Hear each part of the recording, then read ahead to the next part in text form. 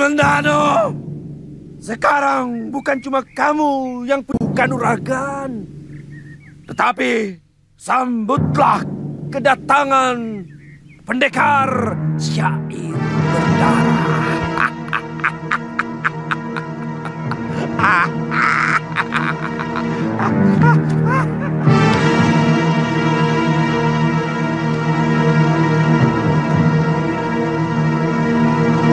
Mayapada, aku datang. Akan kulumuri wajahmu dengan darah. Akan aku tantang kekejamanmu dengan 2 cakarku. Kematian dalam nafasku. Kematian di setiap langkahku. Pada akhirnya, saat yang kita tunggu mulai nampak. Setelah diguncang oleh pemberontakan Ranggalawe, sahabatnya sendiri, sekarang Sang Ramawijaya terpaksa harus membunuh pengikutnya yang paling setia, Lembu Sora. Apa untungnya buat kita, Kakang? Sambi, setiap ada pemberontakan, berarti ada ketidakpuasan. Dan pada setiap penumpasan, pasti akan diikuti oleh dendam. Kemudian, kita akan bermain dalam dendam mereka. Tentu. Aku tidak pernah rela melihat Trahjenggala kembali bangkit. Mereka selalu memusuhi guruku. Paling tidak, kita wajib merongrong kekuasaan negeri baru itu. Agar selalu resah. Apa untungnya buat kita? Kita sudah terlalu lama menjadi sampah di tempat seperti ini.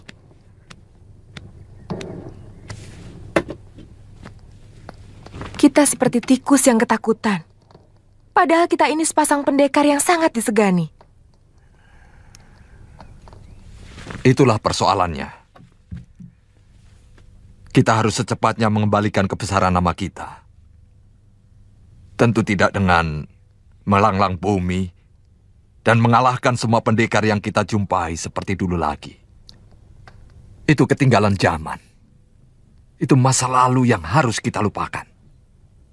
Dulu ada orang semacam Patih Kebo Mundarang yang bisa melambungkan nama kita, yang membuat kita sangat disegani. Di Kediri sampai Singosari. Lalu sekarang ini siapa, Kakang?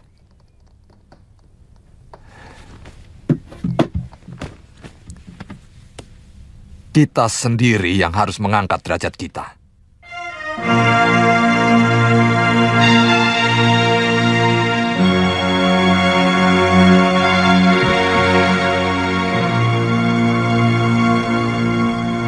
Sudah lama tongkat pencabut roh ini tidak mengambil kurban.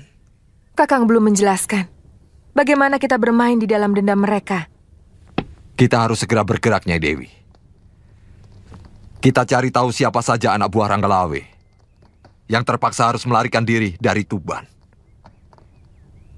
Kalau perlu, kita dekati Adipati Arya Wiraraja yang kabarnya sekarang berbagi kekuasaan dengan Sang Ramawijaya. Kata orang, dia mendapatkan daerah Lumajang. Aku lebih tertarik dengan anak buah Ranggalawe, Kakang. Karena Arya Wiraraja adalah orang yang sangat setia pada janji. Ingat, dialah orang yang sebenarnya memberikan jalan kepada Sang Ramawijaya untuk merebut kembali kekuasaan dari Prabu Jayakatwang, yang akhirnya menyengsarakan kita. Aku juga tidak suka dengan Adipati Sumenep itu. Jadi, kita harus mempersiapkan diri untuk keluar dari persembunyian kita. Kita kembali menjadi Raja Wali yang terbang bebas mencari mangsa. Adi Resapati, sebaiknya kita bermalam di sini. Apa tidak ada desa yang dekat dari tempat ini? Saya kira itu lebih aman untuk keselamatan kita. Saya tidak yakin ada desa di sekitar sini. Tapi saya yakin daerah kekuasaan Majapahit aman dari gerombolan begal. Kalau begitu, siapkan perkemahan. Hop, kita istirahat di sini. Dirikan kemah dan dapur umum. Gilirkan penjagaan. Bagaimanapun kita harus tetap waspada. Siapkan senjata kalian di tempat yang mudah dijangkau. Cepat, sebelum gelap, semua harus sudah selesai. Baik, Gusti. Tentang dugaan Kakang Ranggalawe, hampir semuanya benar. Sesudah Lembu Sora memberontak, entah siapa lagi yang akan menyusul. Benar-benar lupa daratan. Tapi Sang Prabu juga telah mengampuni Dewi Martaraga dan Tirtawati. Bahkan Gusti Kuda Anjampiani, putra Kakang Ranggalawe, diberi tanah perdikan di dekat Tuban. Itu siasat, supaya keturunan Ranggalawe tidak menaruh dendam.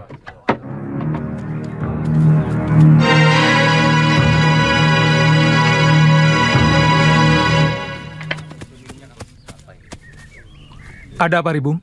Rombongan saudagar melintasi hutan kidul. Mereka membawa upeti.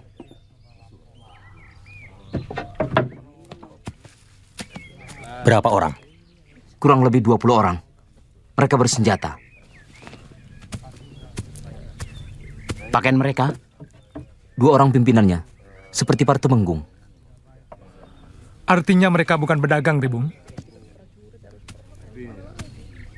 Kalau saudagar, paling banter mereka membawa pendekar bayaran. Mungkin mereka rombongan dari Lasem. Atau dari Boja. Yang mau mengirim upeti ke kota raja. Bagaimana? Kita harus hidup. Untuk itu, kita harus terus-menerus menambah bahan makanan. Juga kita perlu pakaian. Sudah lebih dari 3 tahun kita hidup seperti binatang. Yang hanya menyantap ayapan. Kita akan jadi perampok, Jarawaha. Iya, kita sangat kepepet.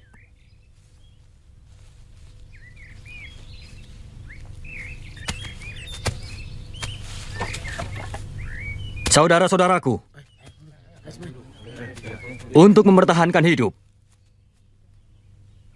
kita akan melakukan penyergapan pada rombongan yang kemungkinan membawa upeti buat musuh kita. Kalian siap? Siap!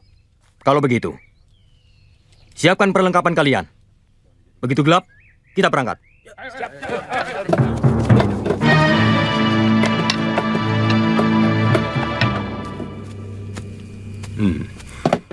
Perkuat penjagaan di sekitar gerobak ini. Perasaan saya agak kurang enak. Kata orang, Majapahit itu cantik-cantik dan penurut. Kalau saya punya uang, tapi kalau utusan macam Kakang, pasti ada jalannya, Kang. tergantung jumlah upeti yang dibawa. Kalau daerah kecil, dengan upeti ala kadarnya, ya sambutannya biasa-biasa saja. Banyak yang ngomong kalau Rakrian Kanuruhan Majapahit itu orangnya rata-rata mata duitan. Gila harta. Bagaimana Jarawaha? Sudah terkurung. Usahakan. Jangan terlalu banyak korban. Ingat, kita bukan perampok. Kita hanya butuh barang jarahan untuk menyambung hidup. Apa bedanya? Kita sudah tidak memiliki masa depan. Adalah bodoh kalau kita mimpi untuk bisa bangkit dan mengalahkan kekuatan Majapahit. Kita akan selalu melakukan pencegatan untuk bisa hidup. Lalu apa bedanya dengan perampok? Hanya ada dua pilihan, Gelatik. Kita jadi rampok untuk bisa hidup atau kita menyerah ke Majapahit untuk menerima hukuman, mungkin hukuman mati.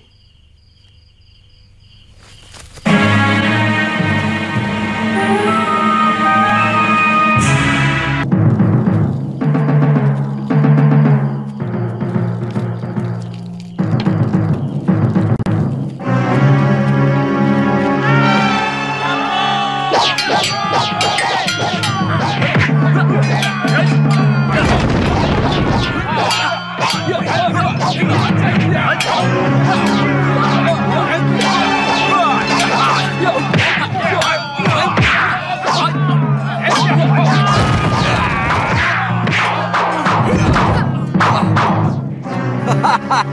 Bangun pendekar.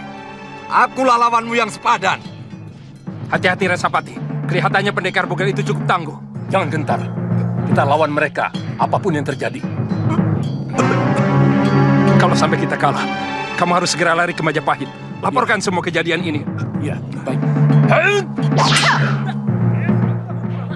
Biar aku yang menyelesaikannya, Kakak.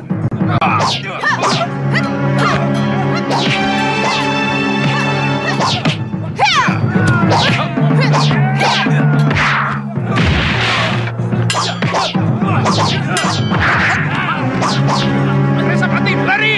Ayo cepat lari! Tunggu. Tidak usah dikejar. Siapa kalian? Berani memerintah kami?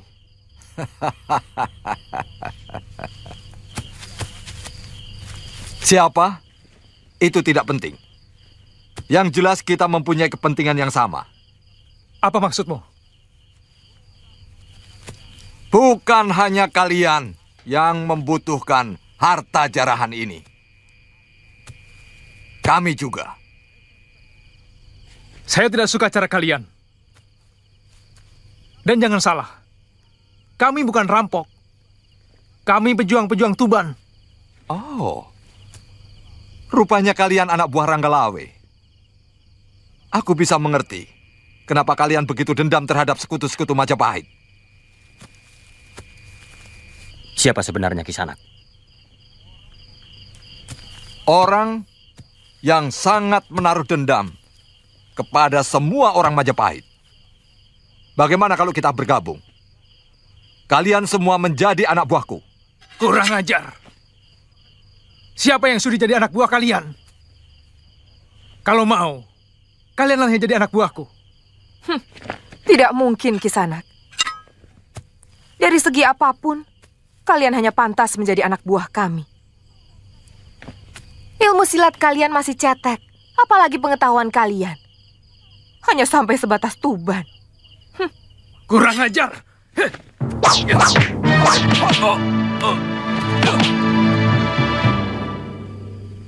Sebenarnya kami tidak terlalu membutuhkan kalian. Karena sebenarnya kurang menguntungkan. Tapi, sebagai manusia yang memiliki kesamaan perasaan, kami berikan kesempatan pada kalian untuk dapat bergabung bersama kami. Melampiaskan dendam kalian pada orang-orang Majapahit yang menyebalkan itu. Bagaimana? Atau kalian semua akan kami habiskan. Terus terang, kami tidak suka ada pesaing. Dan itu tidak sulit bagi kami. Seperti ini misalnya.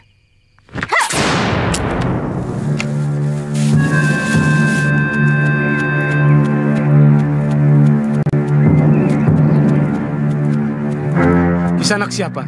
Kenapa lari ketakutan? Apa saya ada di daerah Majapahit? Kisanak sudah berada di Majapahit. Cepat bawa saya ke tempat Rakrian Kanuruhan. Saya utusan dari Lasem. Semua rombongan saya habis dirampok di hutan selatan daerah Tuban. Lebih baik Kisanak istirahat dulu. Kebetulan besok hari penghadapan.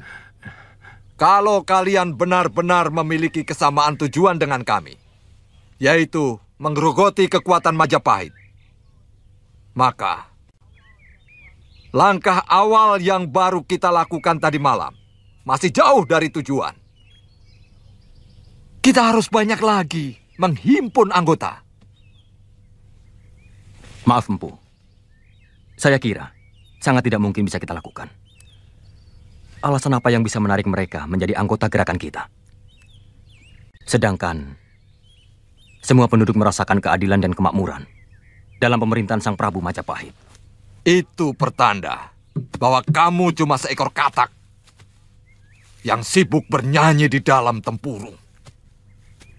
Kalian tidak pernah mencoba untuk mengetahui bahwa ada sekelompok manusia yang hancur oleh kemegahan Majapahit.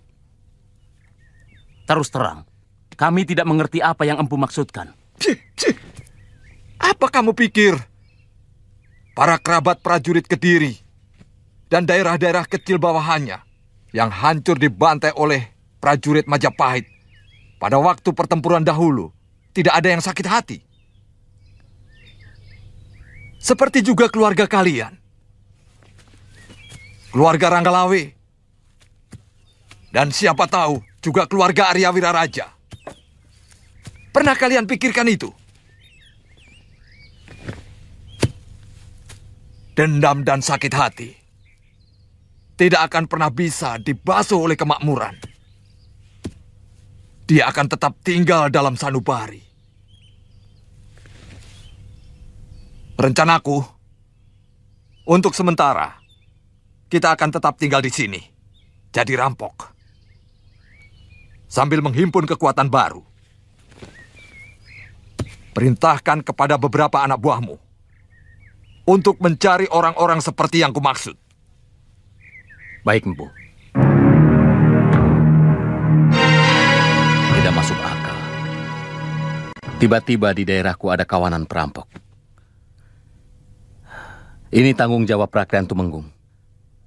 Kakang Wahana, bagaimana pengamananmu? Yang paling menakutkan, 2 orang yang datang terakhir, Gusti. Dia berbadan pendek, dengan senjata tongkat. Dan seorang lagi yang membunuh Suropati, seorang pendekar wanita.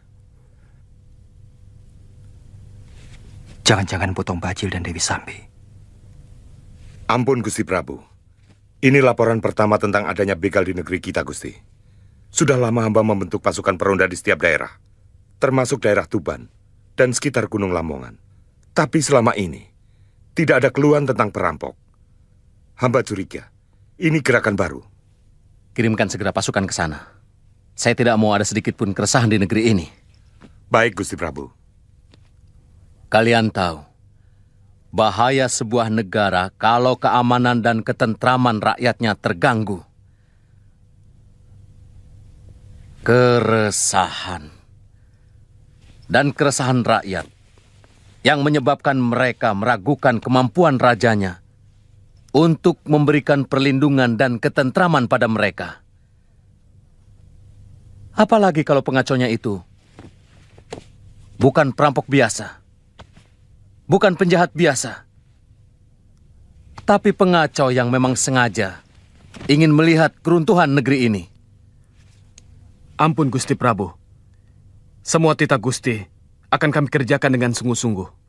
Hamba mohon perkenan Gusti untuk secepatnya menyelenggarakan pertemuan dengan seluruh senopati dan Tumenggung Majapahit yang akan hamba pimpin bersama Rakyat Tumenggung dan Rakyat Rangga. Itu memang tugasmu, Kakang Pati. Saya ingin agar pengacau-pengacau itu segera diringkus secepat mungkin. Baik. Bagaimana kalau kita bergerak sendiri ke Gunung Lamongan? Saya yakin pasti mereka kelompok Tong Bajil dan Dewi Sambi. Jangan, Kakang. Kelihatannya Gusti Prabu menaruh perhatian khusus dalam masalah ini. Kita harus mampu meyakinkan Rakyat Tumenggung agar diberi tugas khusus. Apa mungkin Empu Wahana tahu bahwa saya sangat dekat dengan Paman Lembusora? Pada akhirnya mereka sangat menyesal dengan tewasnya Paman Lembusora. Mudah-mudahan begitu. Saya setuju dengan pendapat Arya Kamandanu untuk mengirimkan Telik Sandi lebih dulu sebelum mengirim pasukan. Kenapa tidak langsung menyerbu mereka dan menghabisi sekalian? Resapati bisa menunjukkan sarang mereka. Paling tidak tempat di mana rombongan itu dirampok. Jangan gerusa-gerusu, Wahana. Kita harus berpikir lebih jernih dan tidak menggampangkan. Saya tahu, kalau Gusti Prabu memerintah, selalu mendesak. Tetapi kita tidak boleh gugup sampai harus melupakan kewaspadaan. Sebab kalau dugaan Kamandanu itu benar, bahwa pimpinan mereka adalah Empu Tong Bajil, maka sangat jelas mereka memiliki maksud lain. Bukan hanya sekedar merampok. Bagaimana pendapatmu, Kamandanu? Saya cenderung setuju dengan pendapat Gusti Prabu. Bahwa mungkin ada kesengajaan kelompok tertentu untuk menciptakan keresahan di Majapahit.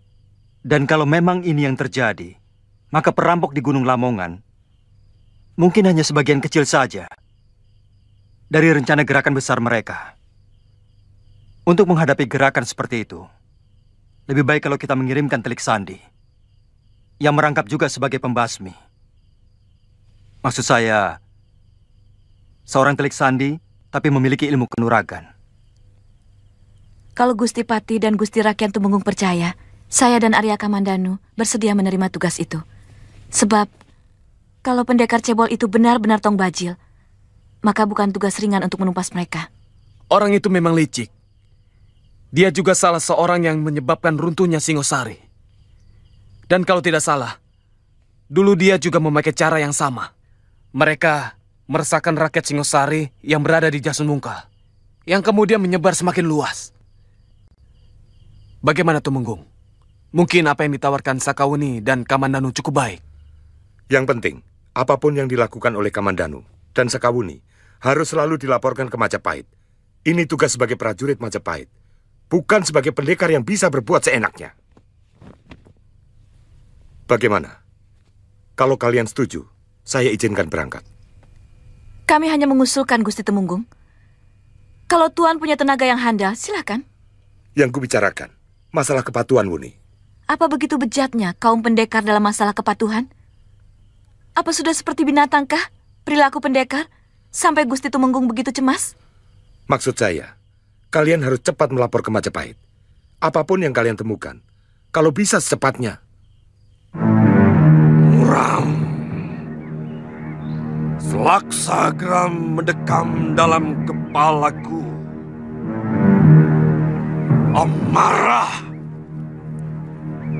Karena selalu kalah dan dikalahkan oleh kekuasaan tangan-tangan nasib yang mencengkeram masa depanku. Kau hancurkan semua mimpi-mimpiku dengan kekuatanmu tanpa batas. Kau umbar kekuasaanmu untuk beribasku dengan berbagai dalih. Oh, Pukulun! Jumawa kau! Dengan pisau hukummu yang tidak bisa ditawar. Bumi sudah seperti hamparan beribu bangkai. Busuk! Hah! Menyengat menembus langit. Awan-awan menyingkir. Para dewa menutup hidung sambil berlari. Sembunyi di bawah kasur bidadari, bertabur bunga dan minyak kesturi.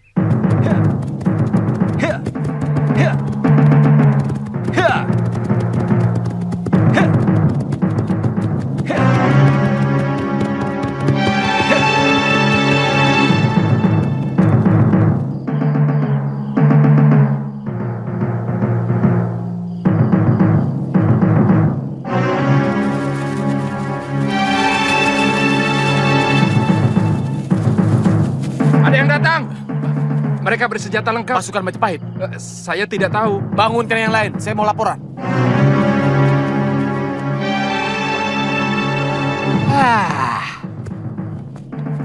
Jangan suka gerabak-gerubuk. Sedikit-sedikit bingung. Ada apa? Menurut penjaga, ada pasukan yang datang empu. Lalu, kenapa harus bingung? Ambil senjata kalian. Siap. Kalau musuh kamu lawan. Kalau kawan, kamu sambut. Gampang. Sudah, sana.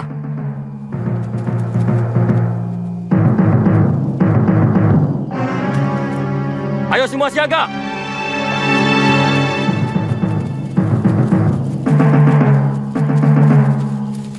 Kakang Bajil! Kakang Bajil! Saya Garangan!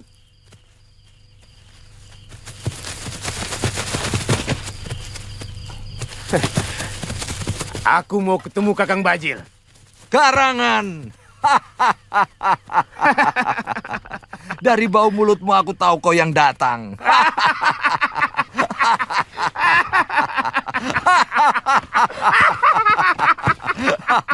Ayo.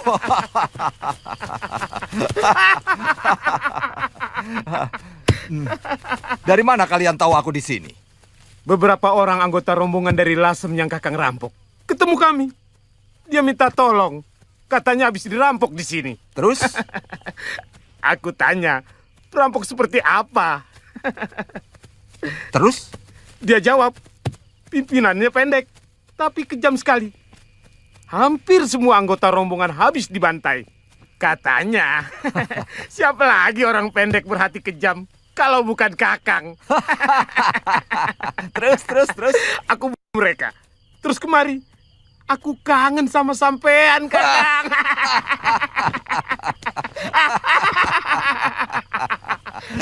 Kakang.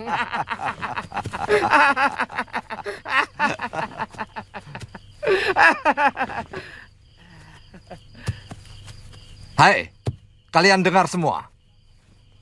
Rombongan yang tadi datang dan membuat kalian morat-marit kebingungan adalah rombongan sahabatku.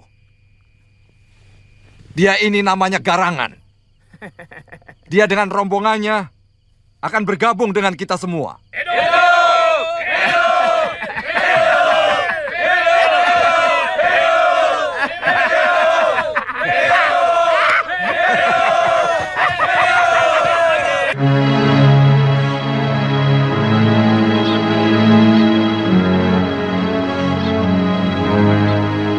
Masih jauh Gunung Lamongan dari sini, Kakak? Kalau melihat perbukitan kapur di sebelah utara dan mulai banyaknya pohon-pohon jati, kita sudah mulai memasuki daerah itu.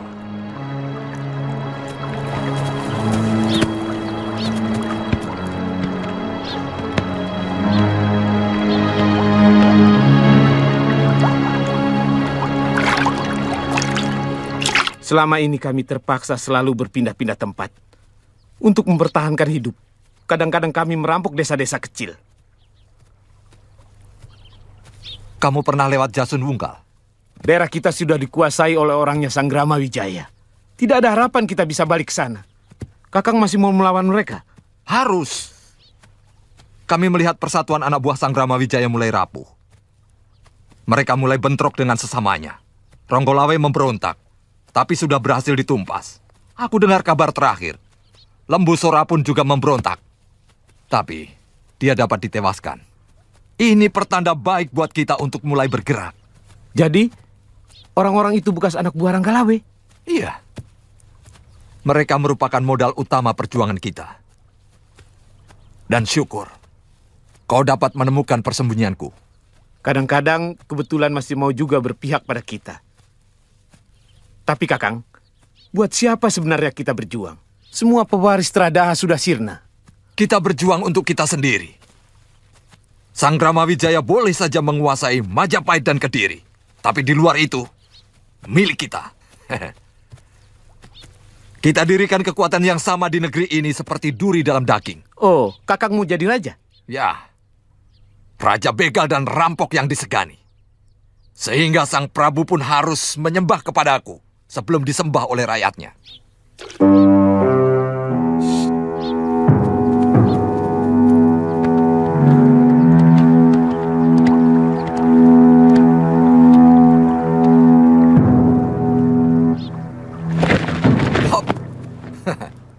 Ternyata kita ketemu lagi, anak muda. Rupanya Dewata sengaja mengirimkan pedang itu untukku. Jangan mimpi, Tong Bajil. Hari ini barangkali akan menjadi hari naas bagimu. Di sini kita akan tentukan siapa yang lebih pantas memiliki pedang itu. Dan kau tidak akan kubiarkan lolos lagi, Sakawuni. Aku sudah bersumpah untuk menangkal kepala pengkhianat. Dari dulu, kesenanganmu hanya mengumbar mulut, Bajil. Lakukanlah kalau kau mampu. Tidak lama lagi, perempuan Bilal. Serahkan pedang itu. Aku janji nyawamu tak akan kusik. Bila kau serahkan pedang secara baik-baik. Baik.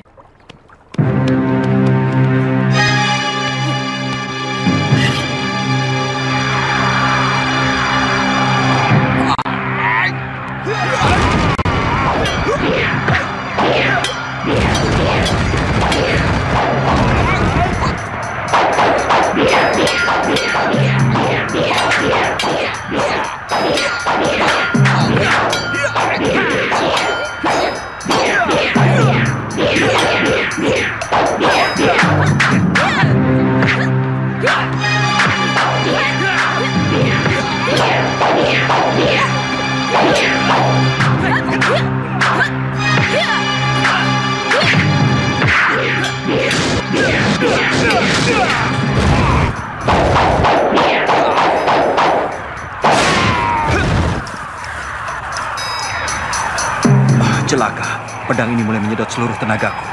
Mungkin aku sudah tidak bisa bertahan satu jurus lagi. Darahku api. Keringatku api. Nafasku api. Semua keringatku api. Api gunung. Api langit. Api perut bumi. Kupanggil semua kekuatanku dengan mantraku ke dalam tanganku. Segoro Geni!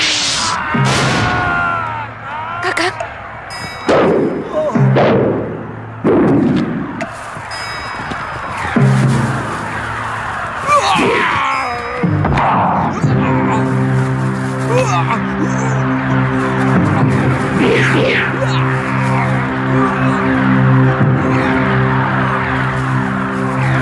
Sekarang saatnya kau harus merasakan kehebatan pedangmu sendiri, anak muda. Serakah membuat manusia rakus seperti sapi.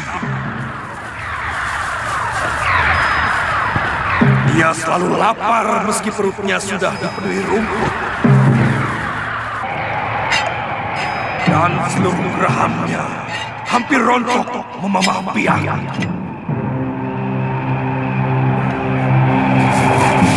Sapi-sapi mengajar anak sapi untuk terus merasa lapar.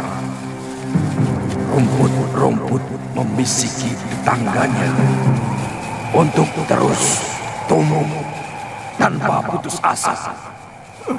Diam!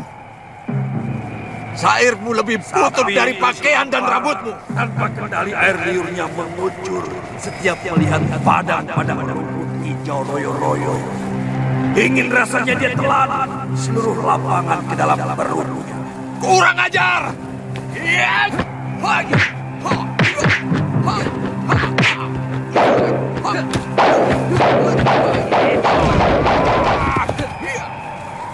Rupanya kamu bukan sembarangan, Kisanak. Kamu mau pamer kepandaian di depan Tong Bajil? Baik. Darahku api. Keringatku api. Nafasku api. Semua keringatku api. Api gunung. Api gundul. Daya mantra. Api gunung. Menyiram manusia dengan darah dan lupa. Kurang ajar. Dia mengacaukan isi otakku. Lebih baik tidak usah kuladeni. Lain waktu kau akan kulibas butut. Tong Bajil. Ternyata nyalimu kerdil seperti tubuhmu.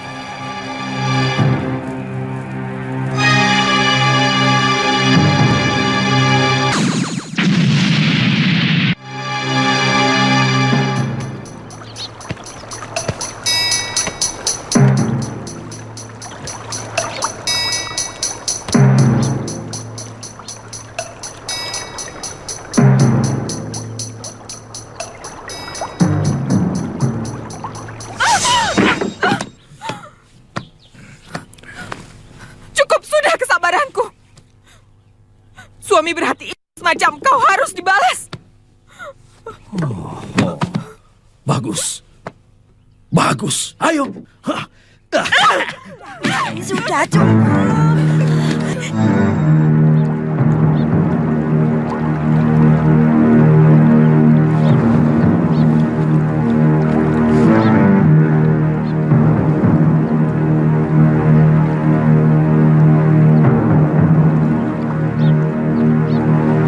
Masa lalu adalah tumpukan luka. Masa lalu menyimpan sepenggal suka dan nesama. Duh dewa, kenapa semua bayang menjadi siksa? Kenapa setiap langkahku mengundang duka? Anak durhaka! Langkai dulu mayat kami. Orang ini dalam lindungan pemerintahan Kediri.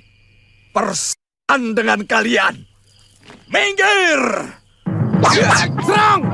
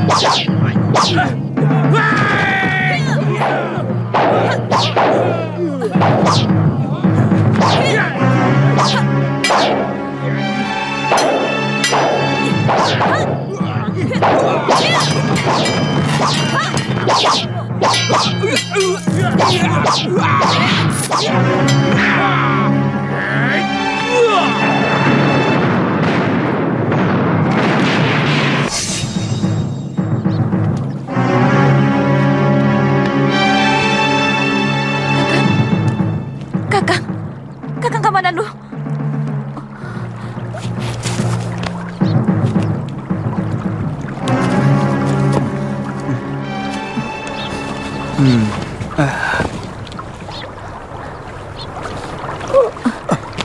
Jangan bergerak dulu, Kakang. Luka di dada Kakang cukup parah. Mudah-mudahan obat yang dikasih ibu bisa untuk mengobatimu.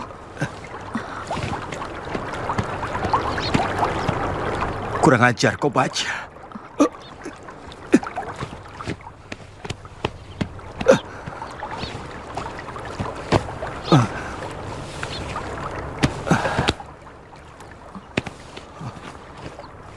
Untung tidak mengarah ke jantung. Kulit Kakang gosong. Ajis Koro Geni. Sekujur tubuh saya panas sekali. Saya tidak tahan, Buni. Saya tidak tahan.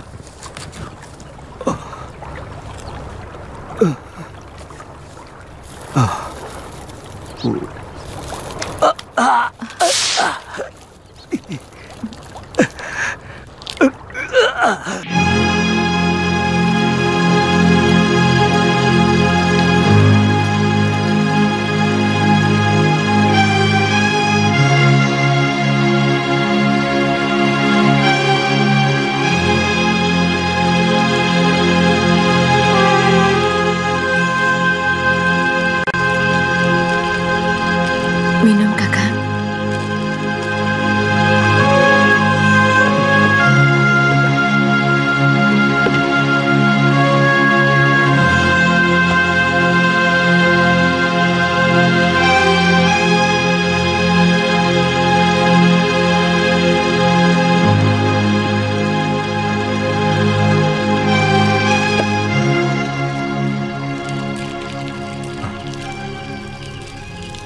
Pedangku. Mana pedangku? Di bawah lari tong bajil, Kakang. Sambi! Sambi!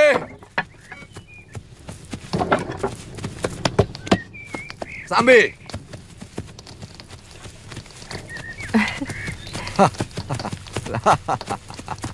Lihat apa yang kudapat. Rupanya pendekar itu dikirim kemari untuk menumpas kita, Kakang. Tidak usah khawatir, Nyai. Dia sudah kukirim ke neraka dengan ajian Segoro Geniku. Tapi mana tongkatmu, Kakang? Hancur oleh pedang ini. Tapi tidak apa-apa, Nyai.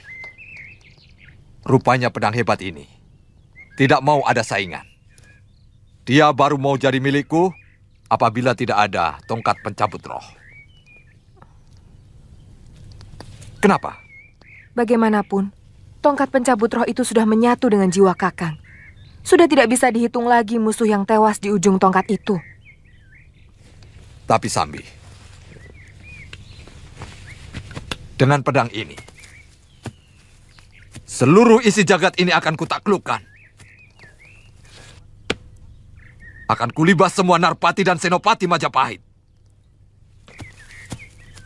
Dia datang sendirian, Kakang? Tidak. Sakawuni bersamanya. Tadinya keduanya mau kuhabisi. Tapi tiba-tiba muncul pendekar aneh. Yang memiliki ajian yang juga aneh. Syair yang dia baca mampu merusak dan mengacaukan pikiranku. Aku jadi bingung. Tiba-tiba, aku sudah berada di hutan ini. Apakah Kakang tidak curiga bahwa mereka dikirim Majapahit untuk menumpas kita? Aku tidak peduli. Bahkan sekarang, aku sangat ingin mencoba kehebatan pedang ini.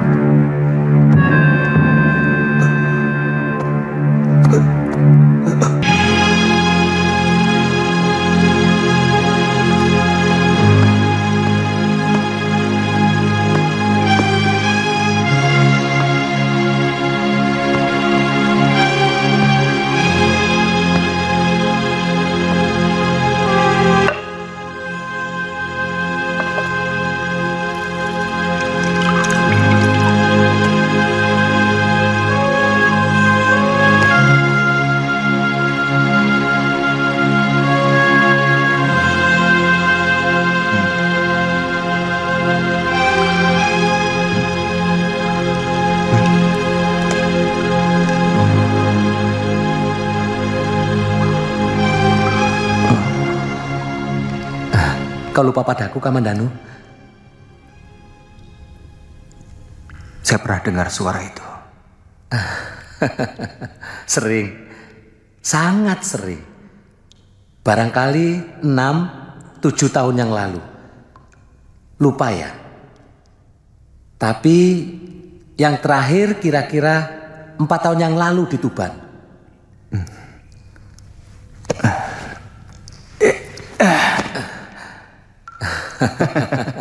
Wirot, Kamandanu.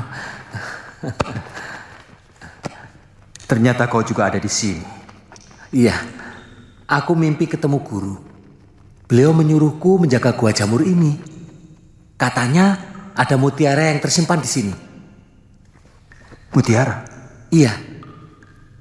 Tapi sebelum guru bilang, aku sudah terbangun. Lah kamu sendiri? Aku dengar kamu katanya sudah enak menjadi penggawa di Majapahit. Ceritanya panjang, Wirot. Dadamu kenapa? Ini salah satu sebab kenapa saya datang kemari. Saya dikalahkan oleh pendekar Empu Tong Bajil. Dia memiliki aji segoro geni. Ini ciri-ciri murid durhaka. Kalau lagi senang, lupa sama guru. Tapi kalau susah saja.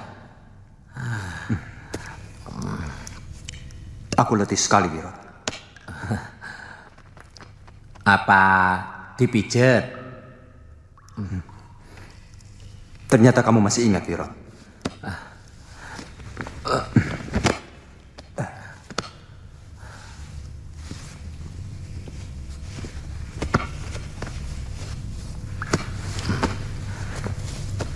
Aku sangat sedih mendengar cerita tentang keluargamu, Kamandanu. Dari siapa kamu dengar? Kisar Pak Kentrung. Dia melihat bagaimana rumah ayahmu dibakar oleh orang-orang Kediri. Dan ayahmu tewas. Kakang Dipangga tega mengkhianati keluarganya sendiri. Bagaimanapun juga, ayahmu adalah adik seperguruan guru kita. Paling tidak, kalau ada permasalahan apa, saya masih bisa minta nasihat beliau. Guru.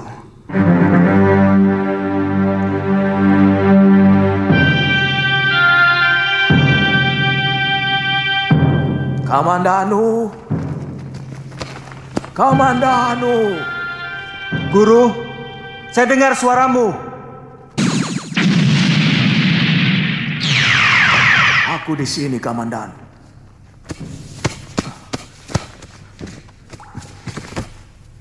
Maafkan saya, Guru. Pedang pusaka naga puspa yang Guru titipkan kepada pendekar Lo telah direbut orang. Tidak apa. Apakah tidak berbahaya kalau pedang pusaka itu dipegang oleh pendekar yang jahat? Seperti Empu Tong Bajil, Guru. Tidak ada seorang pun yang bisa menggunakan pedang pusaka itu. Kalau dia tidak menguasai jurus ilmu naga puspa tingkat kelima. Kalau begitu pun saya tidak mampu? Bukankah Guru hanya mengajari saya sampai tingkat kedua? Ya, karena kamu tidak sungguh-sungguh mempelajari jurus itu. Kamu lebih suka keluyuran. Maafkan saya, Guru. Kalau begitu apa yang harus saya lakukan untuk mengambil kembali pusaka buatan Guru? Aku akan meninggalkan mutiara ilmu. Yang harus kalian pecahkan sendiri. Rahasianya. Di mana mutiara itu, Guru?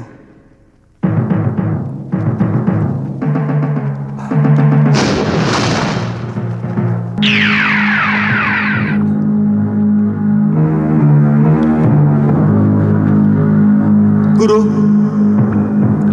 Guru. Guru. Guru. Guru. Guru. Guru.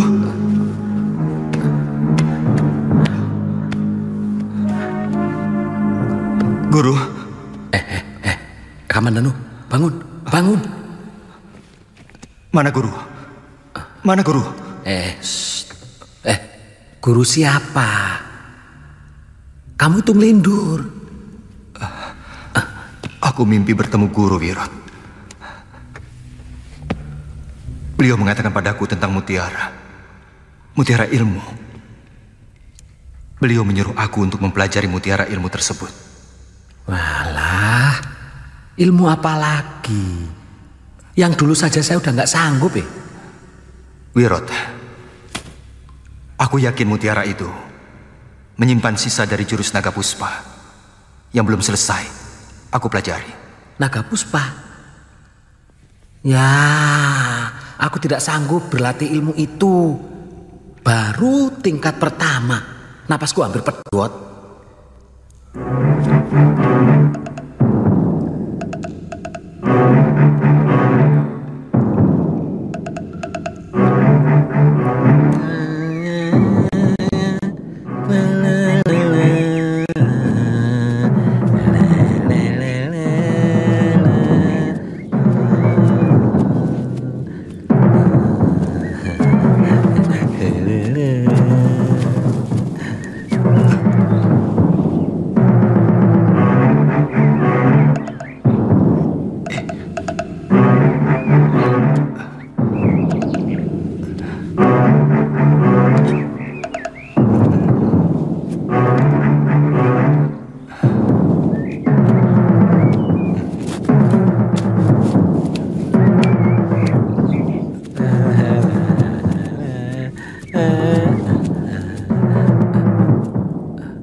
Kamandanu. Cari apa Kamandanu? Seluruh gua ini sudah aku ubek-ubek. Nih lihat, aku bawakan burung kesukaanmu.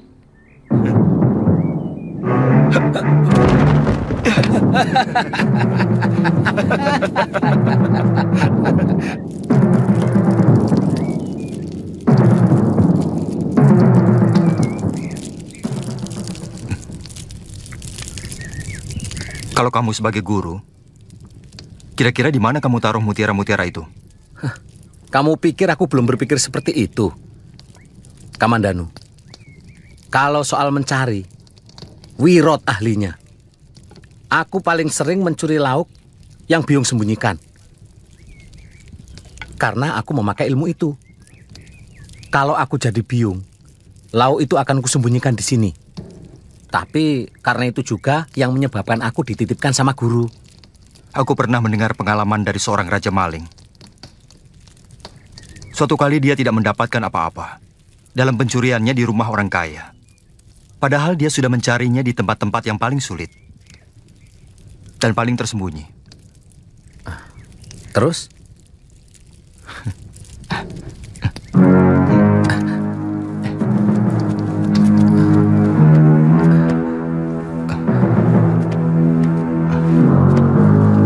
Kamandanu, kamu, itu tempat suci guru. Nanti kualat kamu. Carilah barang di tempat di mana orang lain sama sekali tidak menduga.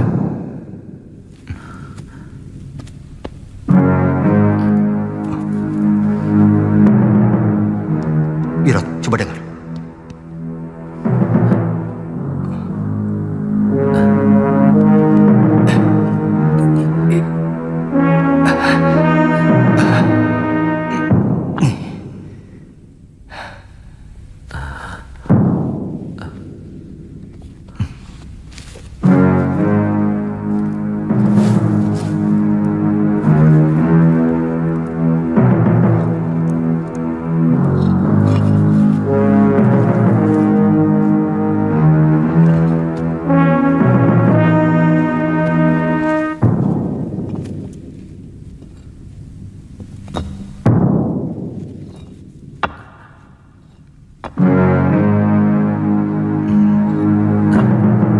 Mana mutiaranya? Ini mutiaranya. Mana? Lihat, Wirot.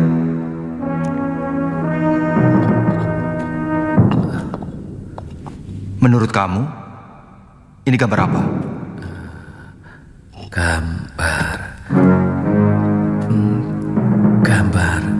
Gambar naga bumi. Tapi mana mutiaranya? Inilah mutiara ilmu yang diberikan guru kepada kita. Aku yakin Ini sebuah rahasia dari jurus naga puspa. Lihat puspa yang ada di samping. Coba kamu baca tulisan di bawah ini.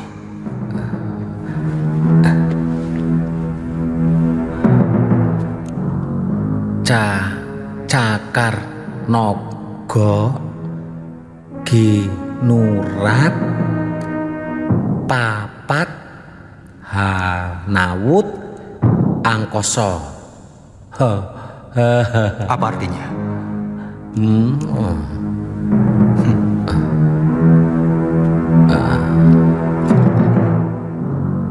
Lunggah Kapulungan. Apa maksud tulisan ini? Apa tadi bunyinya? Lunggah Kapulungan.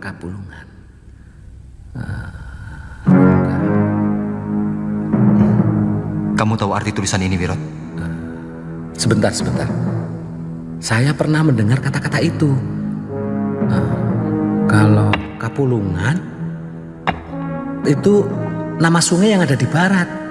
Kalau Lunggah, aku lali kok, aduh, aku lupa.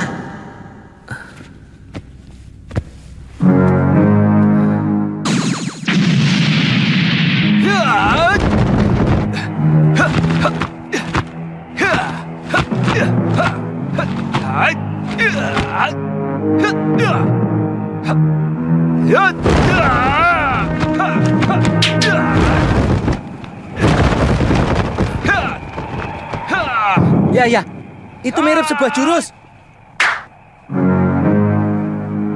Kamandanu, coba mainkan jurus naga puspa, lalu sambungkan dengan bentuk itu. Wah, bentuknya sama Kamandanu. Hebat kamu. Itu cuma bentuk jurus. Tapi bagaimana jalannya? Apa saja bentuk pukulan dan tangkisan yang ada di dalamnya? Kita tidak pernah tahu. Mungkin benar katamu, bahwa mutiara ini berisi lanjutan dari jurus naga puspa yang sudah kita pelajari.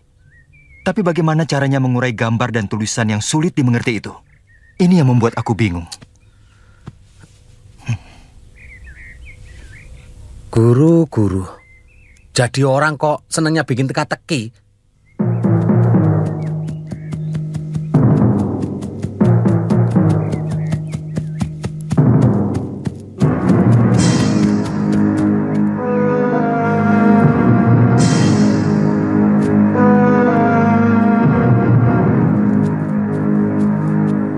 Kalau sampai besok, Kamandanu dan Sakauni tidak datang, kita akan langsung menyerbu perampok itu. Dari dulu, aku tidak pernah suka bekerja sama dengan bekas pendekar. Untung dia datang.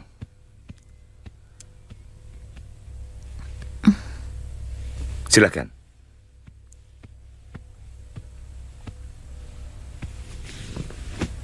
Bagaimana beritanya, Wuni?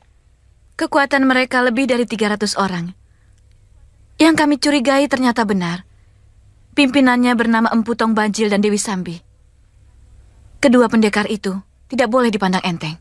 Cukup laporan tempat dan kekuatan mereka saja, Sakawuni. Saya tidak butuh penilaian. Mana Arya Kamandanu? Dia terluka sewaktu bentrok dengan Empu Tong Bajil. Saya tanya, di mana Kamandanu sekarang? Jangan kasar padaku, Rake. Aku bukan budak Tuan. Aku bukan bawahan Tuan.